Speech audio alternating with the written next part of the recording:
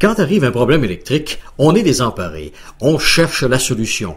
Alors ne cherchez plus. Il y a les électriciens du Nord incorporés du 1025 de la Première rue à l'Ascension. Notre spécialité, les installations résidentielles, commerciales et industrielles. Une équipe d'expérience qui est disponible pour vous avec 30 ans de présence dans le milieu.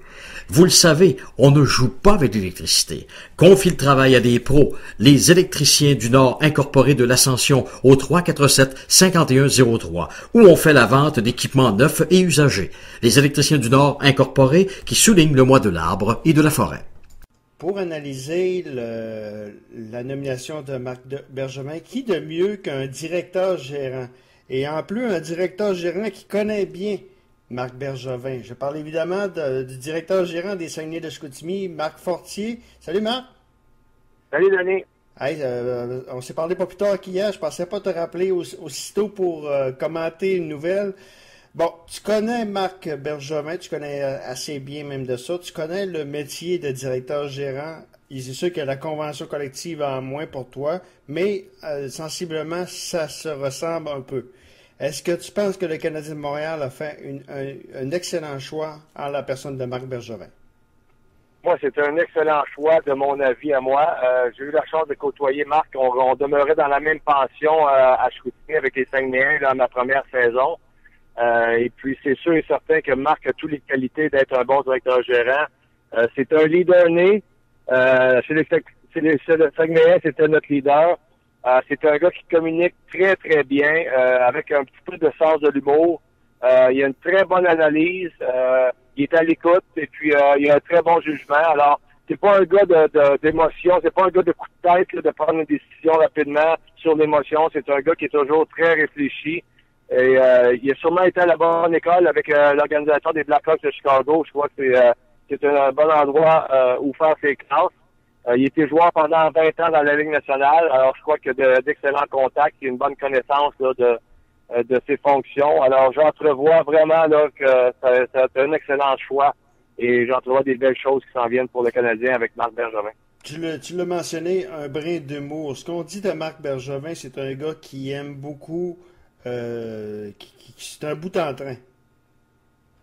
Ben, il l'était en tant que joueur. Il y avait deux personnages en Marc Bergevin. C'était que lui, quand il était sur la glace, quand c'était le temps d'aller à la gare ou de faire tout ce qu'il fallait, c'était probablement un des gars les plus intenses. C'était un bon rassembleur. C'était sérieux, lui, quand on s'entraînait sérieux. Mais de notre côté, lorsqu'on débarquait de la glace, il devenait un petit peu le clown, le rassembleur, le bout en train. Puis je peux vous dire que pour avoir resté avec lui en pension, j'ai été souvent son souffle-douleur. Ah oui? Ah bon, c'est bien.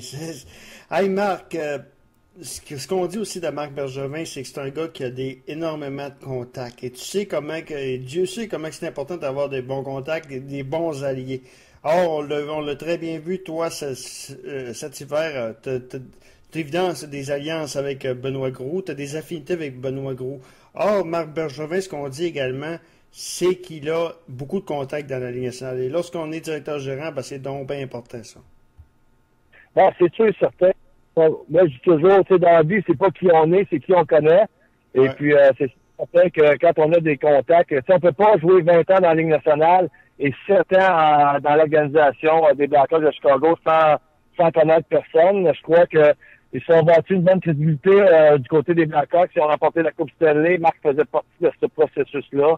Alors, c'est sûr et certain que son expérience avec les Blackhawks va sûrement bien lui servir maintenant dans ses fonctions avec le Canadien. Hey Marc, tu connais Patrick Roy, tu connais Marc Bergevin. Je sais que tu n'es pas un intime avec Patrick Roy, sauf que tu connais quand même. Tu connais très bien Marc Bergevin. Est-ce que les deux peuvent cohabiter? Absolument, absolument. Moi, je connais bien les deux parce que Patrick, quand je jouais, moi, on avait le même agent. C'était Pierre Lacroix qui était notre agent. Alors, on a eu à se côtoyer assez régulièrement à Patrick. Et puis, Marc, j'ai été co-chambreur avec. Alors, je connais les deux. Puis, je pense que l'image est un petit peu trop sévère sur Patrick Roy. C'est vrai que c'est un gars qui amène large, mais Patrick, c'est un gars qui est à l'écoute. C'est un gars qui va aller chercher beaucoup d'opinions. Il va aller chercher le plus d'informations possible avant de prendre une décision. Puis ça, c'est le signe d'un bon entraîneur. Et de son côté, Marc Bergevin, c'est un gars à l'écoute. Et c'est justement un rassembleur, un bon communicateur. Je suis sûr qu'il va qui va être à l'écoute des besoins, qui va être à l'écoute de ses entraîneurs. Et puis, c'est ce qui est important, là, c'est d'avoir une bonne chimie de ce côté-là.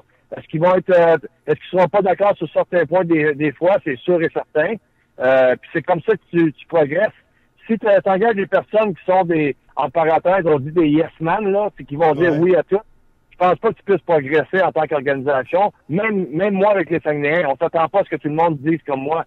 J'ai besoin de me faire challenger et c'est comme ça dans tous les niveaux. Et puis, c'est sûr et certain que Marc va se faire challenger comme son entraîneur va se faire challenger. Mais quand c'est pour le bien de l'équipe et qu'on veut progresser en tant qu'organisation, c'est nécessaire. Mais est-ce que tu penses que, bon, Patrick, moi, moi, j'étais convaincu que ça allait être Julien Brisebois comme directeur gérant. Il y en a d'autres qui disent que c'est Patrick. Il y en a qui pensent que Patrick n'ira pas à Montréal s'il n'y avait pas le poste de directeur gérant, mais le poste, l'aspect hockey, ou encore un pouvoir décisionnaire sur l'aspect hockey. Il y en a qui pensent que Patrick n'ira pas à Montréal parce qu'évidemment, un entraîneur est engagé pour être congédié. Or, tu crois-tu cette thèse-là ou encore c'est encore possible de voir Patrick avec l'instructeur-chef du Canadien?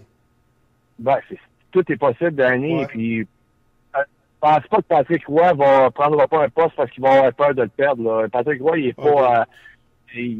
pas assez près de ça, de penser qu'il va avoir peur. Il sait, avec les remparts, c'est la même chose. T'es engagé pour être congédié. À un moment donné, tu dois te tasser si ça fait plus peur. Alors, de son côté, je suis sûr que Patrick peut très, très bien vivre avec ça. Comme Marc Bergevin, il va vivre, il va avoir une pression, il va avoir un défi, un beau challenge.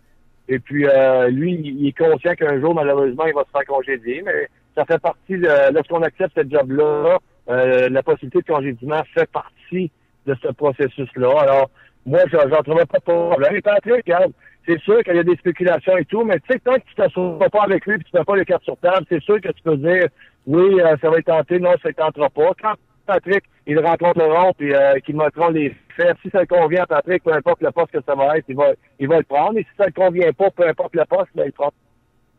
OK.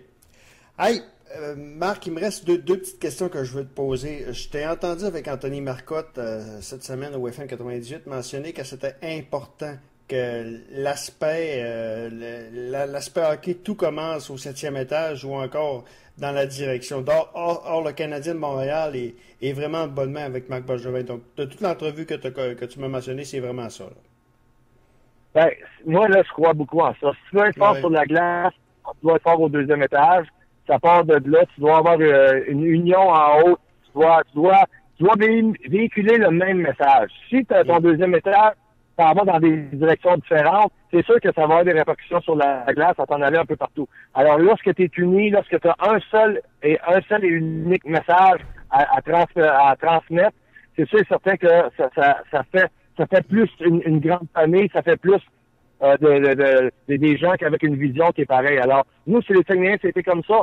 Au 2e étage, on croit à une façon d'aller, on a pris cette façon-là, les joueurs ont adhéré à ça, et c'est comme ça qu'on est devenu beaucoup plus une meilleure équipe par la suite. En terminant, Marc, je veux te poser la question. C'est l'ancien analyste qui travaillait, que j'appelais l'an dernier, à qui je parle, là, et le directeur gérant en même temps. Si Jean-Gabriel Pajot et Charles Hudon brisent le couvre-feu, est-ce que tes aurais suspendus? Je fais évidemment référence à ce que Alexander Radulov et Andrei Kostin qui ont brisé le couvre-feu. Or, David Paul n'a pas lésiné. Les deux ne jouent pas ce soir. Est-ce que toi, si une situation comme ça serait arrivée, qu'est-ce que tu aurais fait? Tirant derrière 2-0, là. Ouais, chaque cas est particulier. C'est sûr et certain qu'on ne connaît pas le fond de l'histoire. Est-ce qu'il s'est passé quelque chose avant? Est-ce que sont arrivés 2 minutes en retard, 20 minutes en retard?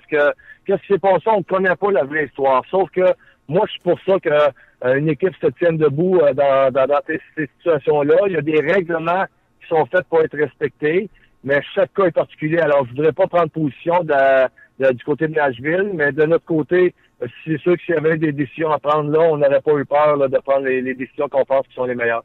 OK. Ben Marc, très intéressant, puis on va se reparler très bientôt. Le repêchage de la Légion majeure du Québec s'en vient à grands pas, donc on va se reparler d'ici à ce temps-là. Parfait, merci Danny. Voilà, donc c'était le directeur général des Saguenay de Chicoutimi, Marc Fortier.